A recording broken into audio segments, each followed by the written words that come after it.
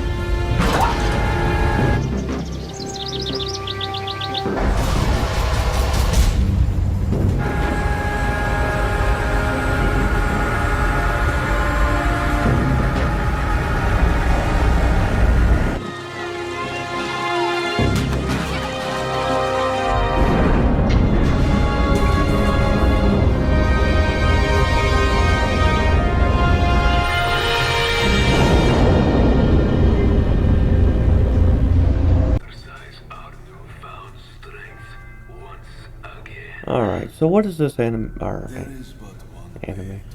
What is this video game about?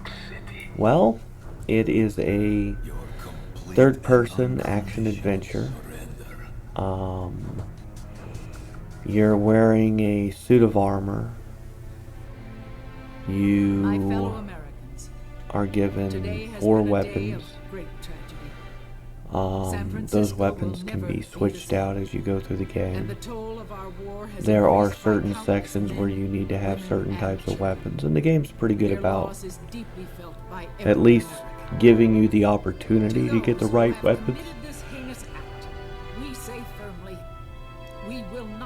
for the section that you're going through.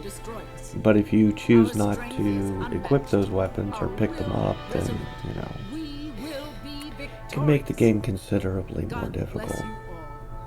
Especially like the sniper rifle. If you don't have it when you go through a sniper section, it's basically impossible. But hey, it is what it is. There are some downsides to this game that I don't like. It's a 5-hour game. And that's assuming that you know what you're doing. If you're just playing through it the first time and learning what you need to do as you go, it'd probably take you 10 hours to get through it. Realistically speaking, I think that's what it took me. 10, maybe 11 hours. It wasn't very long.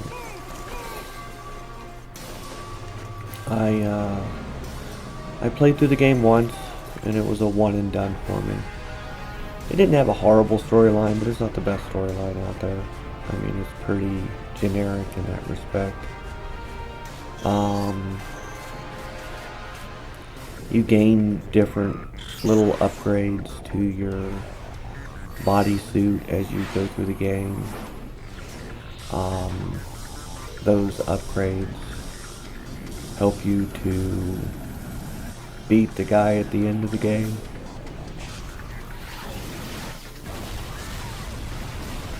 Other than that, it's a pretty basic, very basic game that's much like many other games of this sort. They're almost cut and copy paste of each other. The only thing that they change are the skins that you're wearing and the names of the people involved.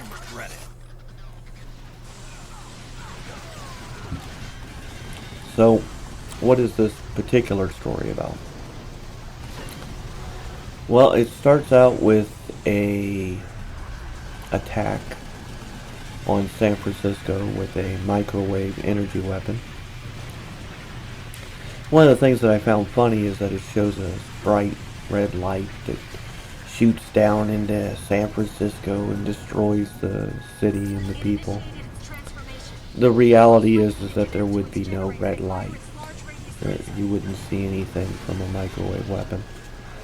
Microwaves are used every day to send transmissions to your cell phones. Microwaves are used in your microwave. Do you see little red lights hitting your food? No? Oh. It's because you can't see microwaves. But hey, this is a game. It's not to be to real life. So they had to present microwaves as something that you could see and be fearful of. The reality is that if they were using a microwave weapon, you wouldn't see a damn thing. Period. But hey, that's neither here nor there. So after destroying the city, the Russian, whoever he is, that took over a giant space station in order to fire this weapon, said that if America, doesn't give an unconditional surrender, that he'll destroy New York next, and they have, however many hours he gives them.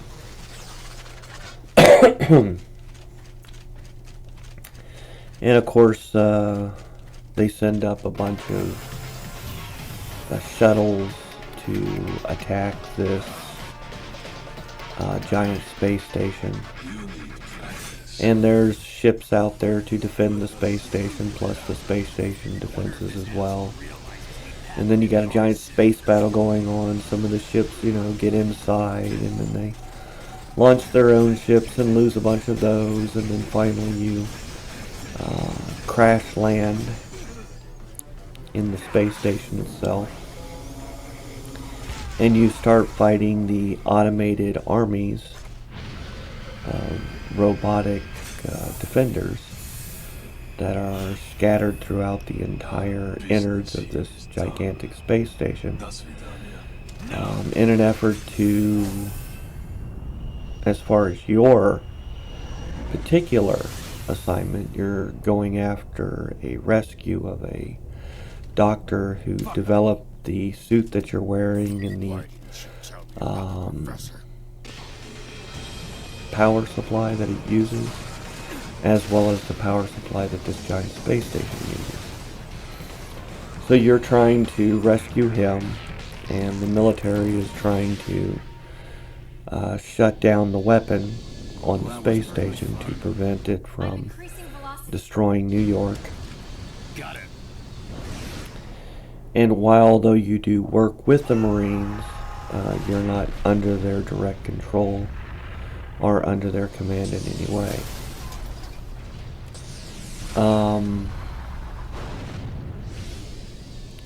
As you play through the game, you have different abilities, like you can power slide, and you've got an interesting jump ability. You've got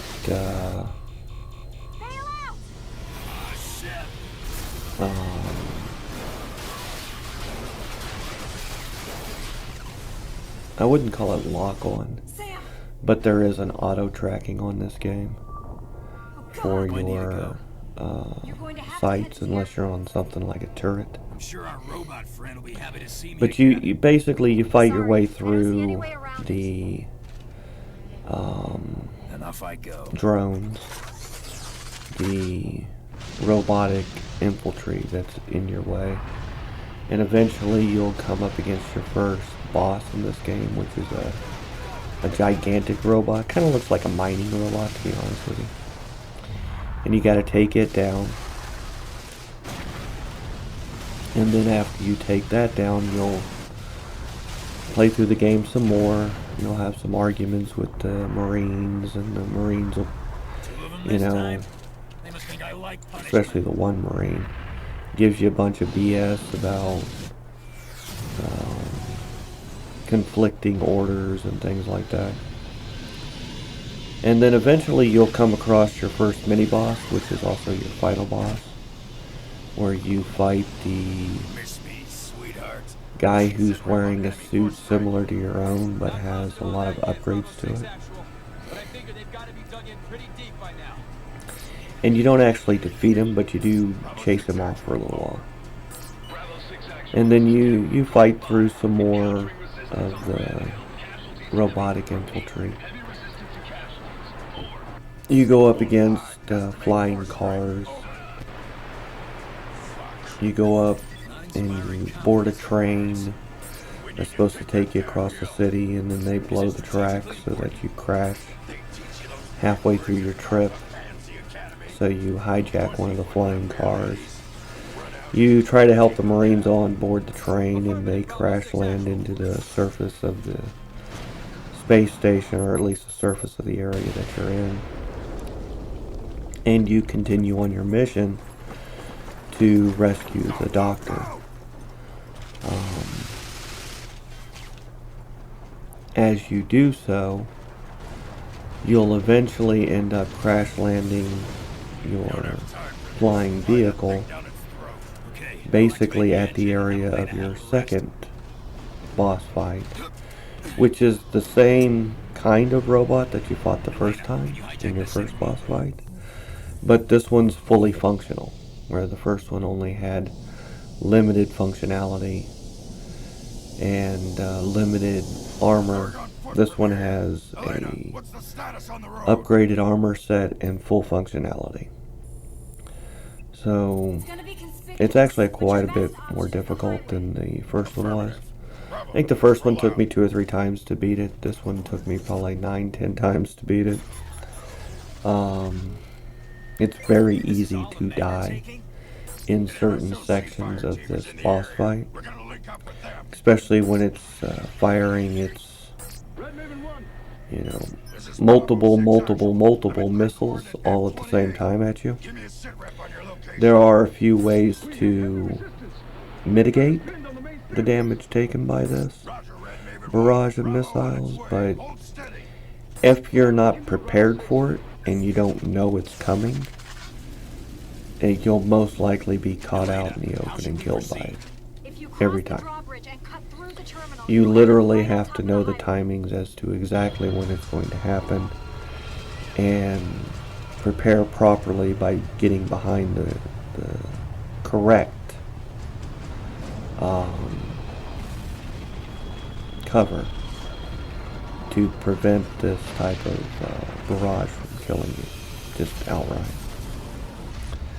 I thought it was kind of a cheap trick or tactic for the game, to be honest with you, that there were only certain types of cover that would work, and the barrage destroys that cover so that you got to use the next one in line. And if you waste that cover in any way, then you won't have enough cover to actually defeat the boss. Like I said, it's kind of a cheap tactic, but lots of games use it.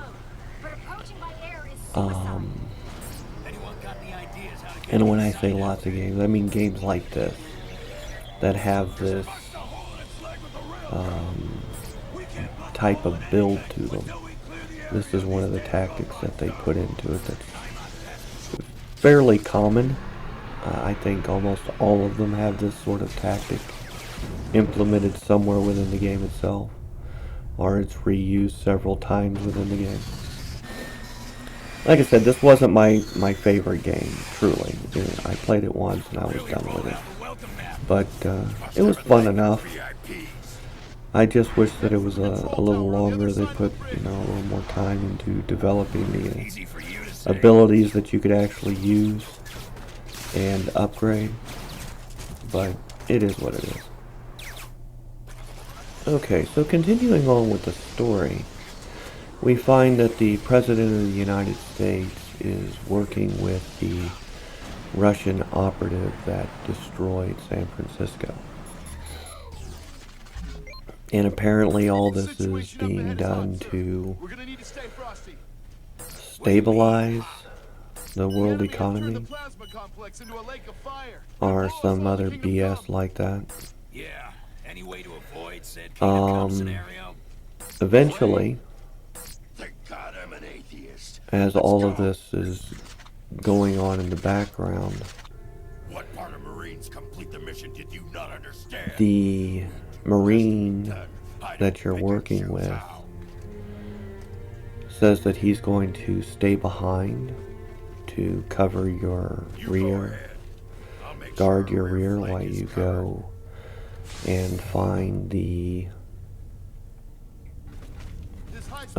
professor that you're looking for. The guy who developed a lot of the technologies that are being used. And while you initially have a squad of Marines with you, while you're making your way toward the professor, the commander tells you that he's been pinned down and he doesn't know when he's going to be able to get to your position to help you. So you send the Marines that are with you back to help him. And you continue on by yourself. Eventually you do make your way to the professor. And you try to talk to him, but he's obviously spooked about something. He's wondering where the Marines are and if you're working with them. You try to explain things to him, and before you can actually do so, the sergeant shows up and shoots him. And then he goes through and explains to you that he's going to manually realign the weapon to destroy Moscow. Because, you know, that's the way things should be done. So, as far as the gameplay, they do start to switch things up at this point. Instead of just fighting giant robot after giant robot for boss fights, you start having to battle a giant weapons platform that shoots laser beams at basically designated intervals.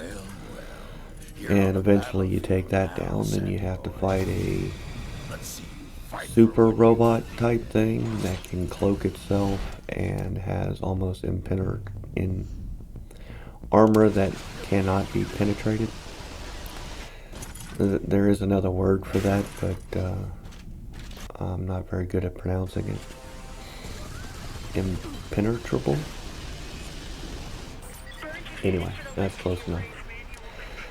And then we get into, you know, what are the actual upgrades that this game gives you? Well, for the most part, the upgrades that you get throughout this game are increases in ammo capacity for the different weapons that you carry, including grenades. And that's not a bad thing. I mean, it's a good thing to have the ability to carry more ammo for these weapons. One of the things that I never actually tried that I thought would be you know, you'd be using up one of the slots in order to try to do this, but try to get the rocket launcher ammo up as high as possible, because that's one of the most powerful weapons in the game that has the lowest ammo capacity. But yeah, you'd have to keep that on you all the time, and essentially it would be empty 99% of the time, because there's only a few occasions that you can actually find ammo for that particular weapon. Are you kidding me? Maybe that increases on higher or harder difficulties, I don't know. But it's something that I always thought would be interesting to try and see if you could actually max that out. Of course, your regular machine gun, you can get some pretty high ammo capacities on that one. And the other weapons, you can at least double, if not triple, the ammo capacities that they started with. And that amounts to what most of your upgrades really do. I believe you do get 2 armor upgrades throughout the game, but those are at set intervals. are suit upgrades, whatever you want to call them. They're essentially armor upgrades. But like I said, the game itself it's not very long. If you really know what you're doing, yeah, it's like a 5-hour game. It's not long at all. And the story's pretty basic. You know, there's double agents doing all sorts of things. And then, of course, another boss you have to fight is the sergeant, or not sergeant, but commander that you've been working with this whole time for the Marines, because, you know, you don't want him to destroy more of the planet, regardless of what he may be trying to do or not trying to do. He just shot a civilian because he was ordered to, and there was no reason for that, but he did it anyway. So yeah, I mean, there's a lot of things going on in the story that take place just because, not because it's right or wrong in any way, shape, or form. There's a lot of things that are done for the wrong reasons in this game.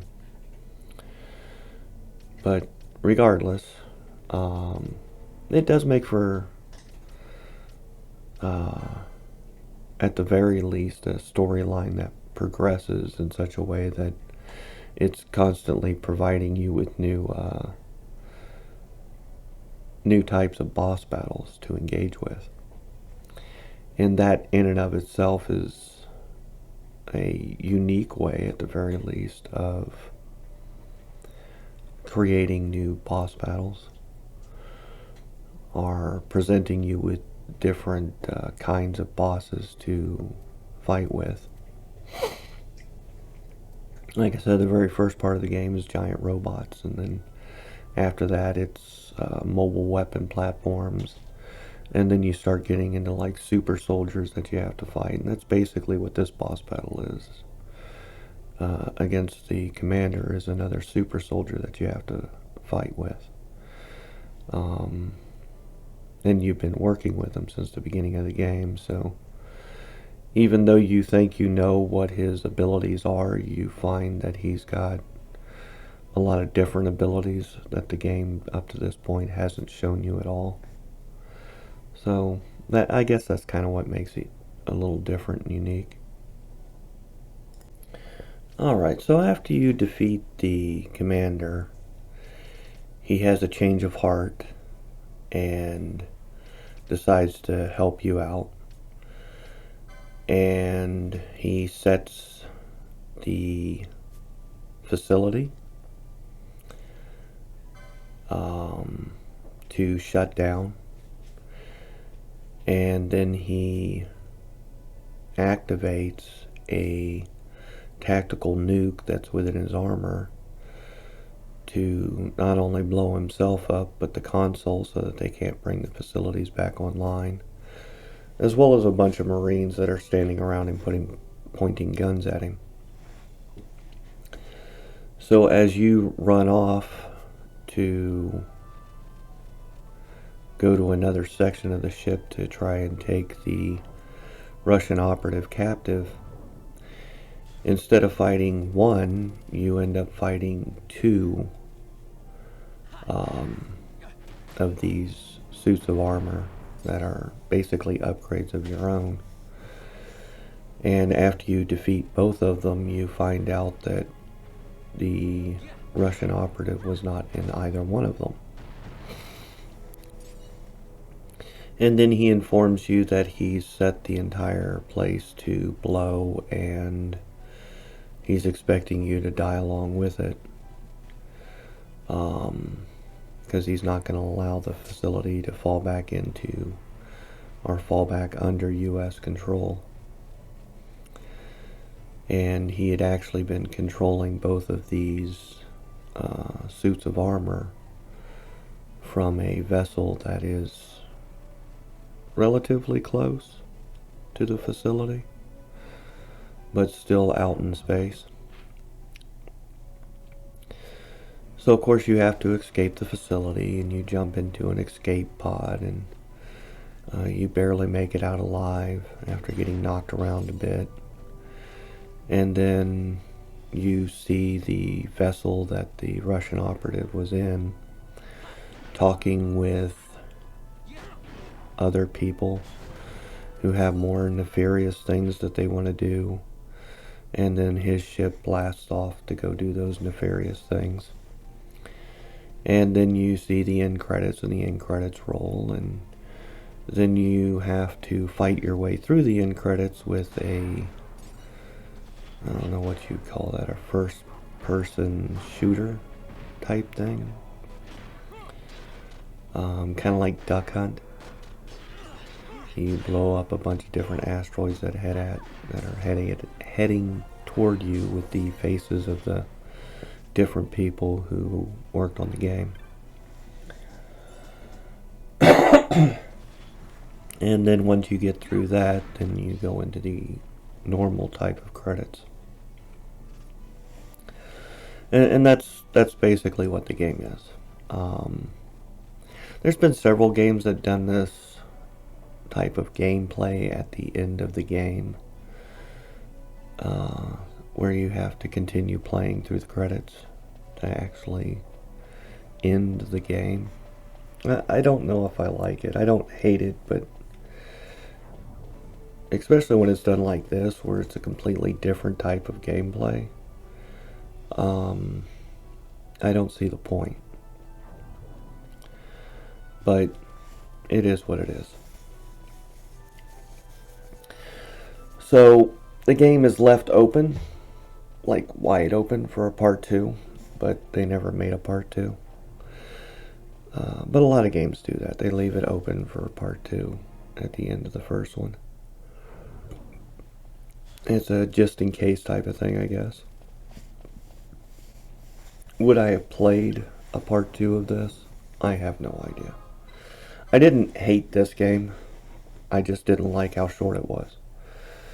And a lot of games that are this short I don't like.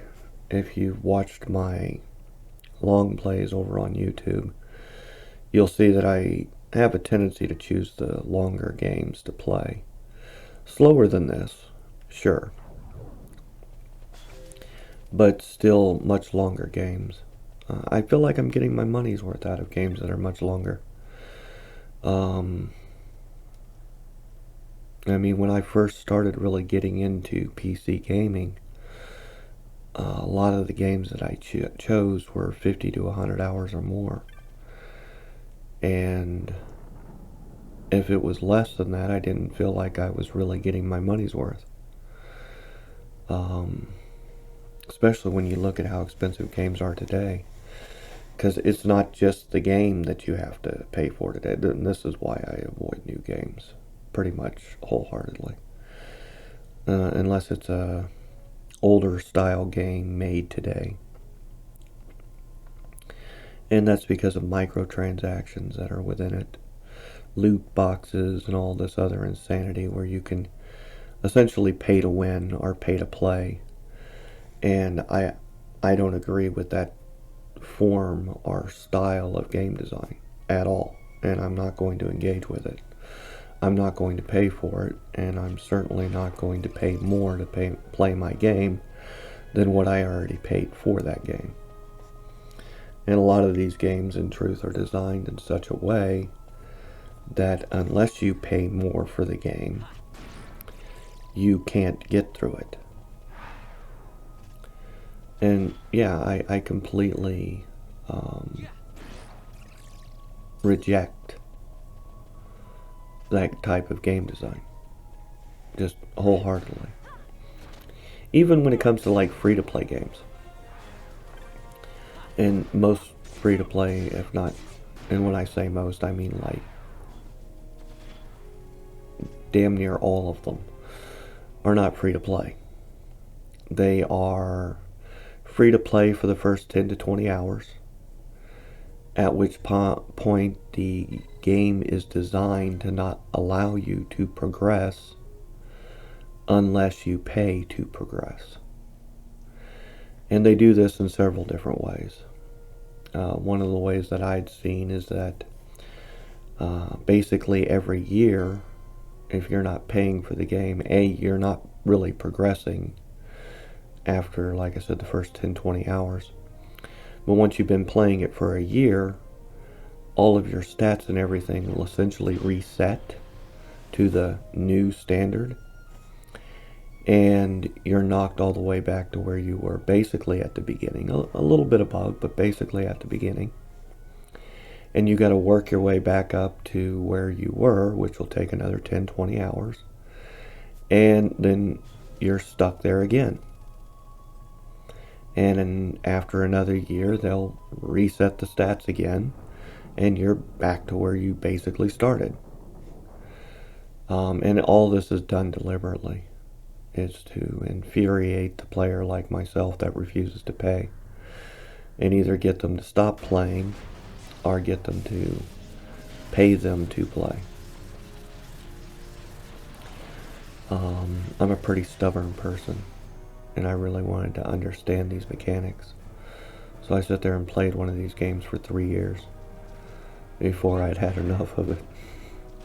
And it wasn't just one game that I did that to. There was like 3 different ones that I've done it to, that I played for a couple of years at a time, just to see exactly how they functioned, what they actually did, and how that affected the free-to-play player, because I had already made the decision that I was never going to pay for any of these games, period. And I know several people who did. They would play games online that were free to play, and they would, play through their first 10-20 hours, and then they'd play another 10-20 hours of basically getting nowhere, and then they would give them, $20, and they would almost immediately make it to the next level. And then they could make it through maybe the next 2 or 3 levels, and it would do the same thing to them. And then they'd have to pay another $20, and then they would, make it to the next level. But this time they would only get 2 levels instead of 3 before it started to impede their progress again. It's very predatory, extremely predatory.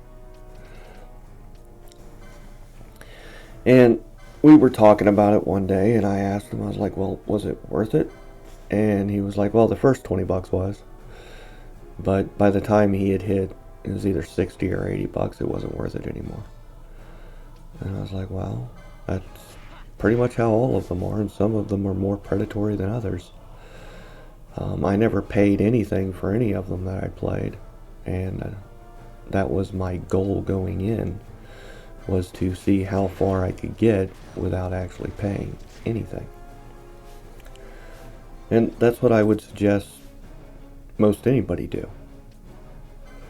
If you want to play free-to-play games, then play them for free, and when the game starts to bog you down and you can't progress anymore, just go on to another one. I mean, there's literally thousands of these things out there. And while you'll never finish any of them doing it that way, I mean, you'll have thousands of free games to play, and you'll constantly be playing something.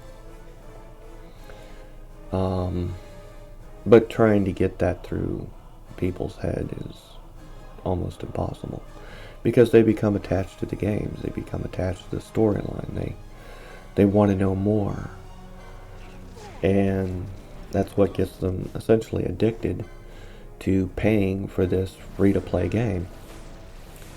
And I'm hoping that more and more people reject wholeheartedly and just outright this form of game design.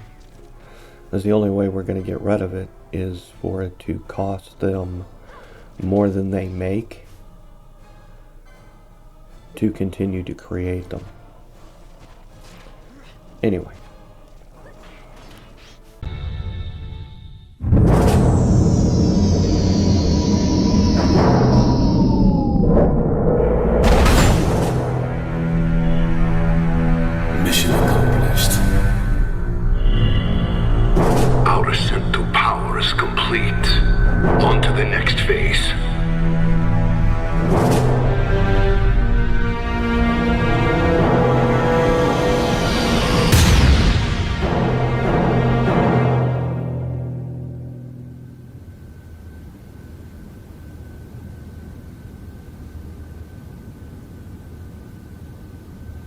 This is the end of my presidency.